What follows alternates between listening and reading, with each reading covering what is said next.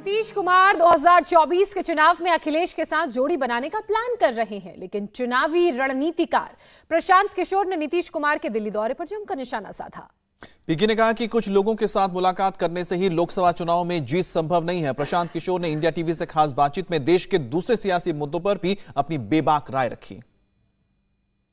तो पता है ए से जेड तक आप 17 साल से मुख्यमंत्री हैं, आप बता दीजिए हम जैसे नासमझों को, हम लोग तो पढ़े लिखे हैं नहीं, हम लोग को एबीसी आता नहीं है, तो आप हम लोगों को बता दीजिए। चलिए हमको छोड़िए, देश की जनता को, बिहार की जनता को बता दीजिए कि आपने 17 साल में क्या किया। वो ये कहते हैं कि बहुत किया। अरे बहुत का कुछ एक दो एग्जाम्पल तो दे दीजिए। ये बता दीजिए कि बिहार 2004-05 में सबसे गरीब राज्य था देश का, आज वो अगर नहीं है तो वो बता दीजिए।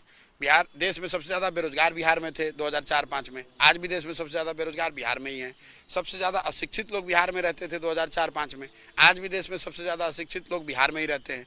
तो किन मानकों पर आपने बिहार को बदल दिया, इसको आप बताइए। आप तो पढ़े लिखे व्यक्ति हैं, आप समझदार हैं, आपको ये सेट आता है, आप मुझे बता दीजिए, मैं वही मान लूँ। इन प्रयासों का कोई बहुत ज़्यादा असर जमीन पर होगा नहीं। इसलिए नहीं होगा कि सिर्फ नेताओं के एक साथ बैठने से, चाय पीने से, नाश्ता करने से और प्रेस कॉन्फ्रेंस करने से जमीन पर तो कुछ बदलता नहीं है।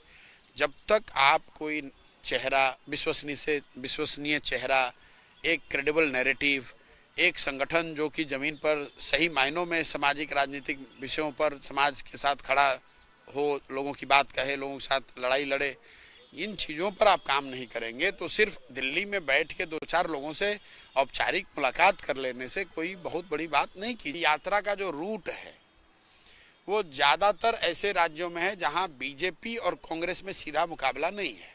जैसे केरल ले लीजिए, तो केरल में तो लेफ्ट और कांग्रेस में मुकाबला है। आप बहुत ताकत लगाते हैं, आपको बहुत ज़्यादा समझिए समर्थन भी मिल गया, उसका राजनीतिक परिणाम भी कुछ मिला, तो उससे एंटी बीजेपी के स्पेस में बढ़ोतरी कहाँ से होगी? वो लेफ्ट के खाते में जाए या कांग्रेस के खाते में जाए, सीट तो एंटी बीजेपी के उतनी ही रहनी है।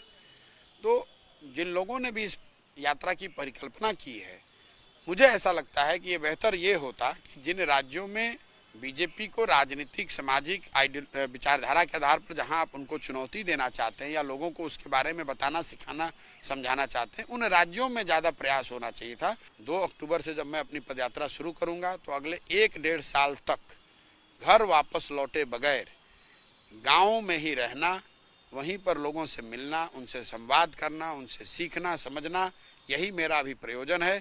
पदयात्रा के बाद ही मैं कोई टिप्पणी कर पाऊंगा कि आगे का रास्ता कैसा और कब होगा, कब बनेगा और कैसा बनेगा। इंडिया टीवी हर वक्त हर जगह डाउनलोड करने के लिए सर्च करें India TV news Google play store या ऐप स्टोर पर।